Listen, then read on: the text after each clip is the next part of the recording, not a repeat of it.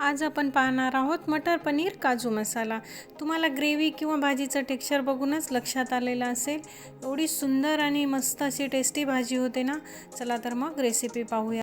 भाजीसाठी मी वाटण तयार करून घेतलेलं आहे। त्यामध्ये एक मीडियम साईजचा कांदा, एक टोमॅटो, आलं आणि लसूण टाकलेला आहे। तेल गरम झालेलं आहे कढईमध्ये।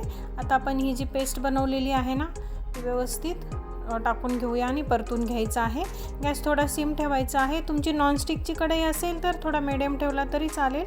माझी नॉनस्टिकची नाही आहे, त्याच्यामुळे मी थोडंसं सिम केलेला होता। ही काजू आहे ते दुधामध्ये मी गरम दुधामध्ये भिजत ठेवलेले आहेत। त्याची पेस्ट तयार करून घेऊया आपण।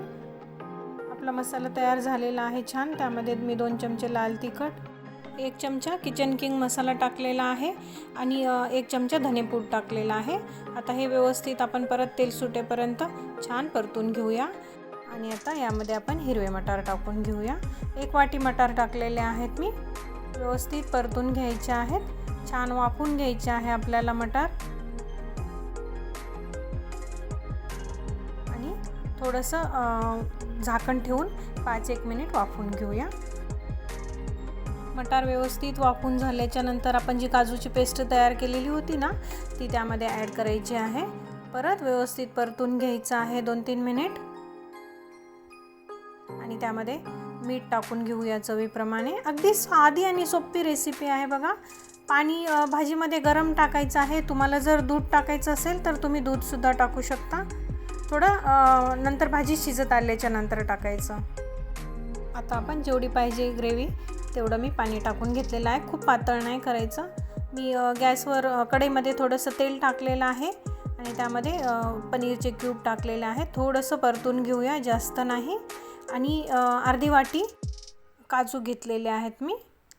हे दोन्ही मिळून व्यवस्थित सिम गॅसवर परतून घेऊया।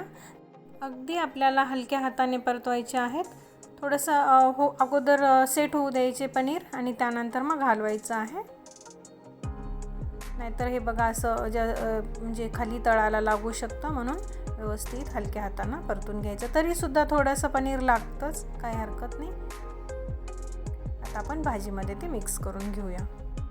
तुम्हाला जर परतून आवडत नसतील तर तुम्ही असेच पनीरचे क्यूब टाकले तरी चालेल, पण फक्त काजू जे आहे ना, छान तेलामध्ये व्यवस्थित परतून घेऊन मग टाकायचे। त्याची चव अगदी छान लागते। भाजी बघू शकता तुम्ही किती मस्त झालेली आहे।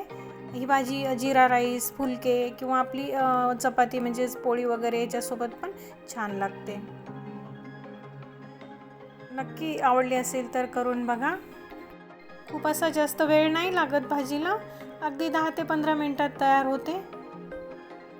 आपली रेसिपी आवडली असेल तर व्हिडिओला लाईक, शेअर आणि चॅनलला सबस्क्राईब करायला विसरू नका। फेसबुकवर जर पाहत असाल तर पेजला नक्की फॉलो करा। बाय।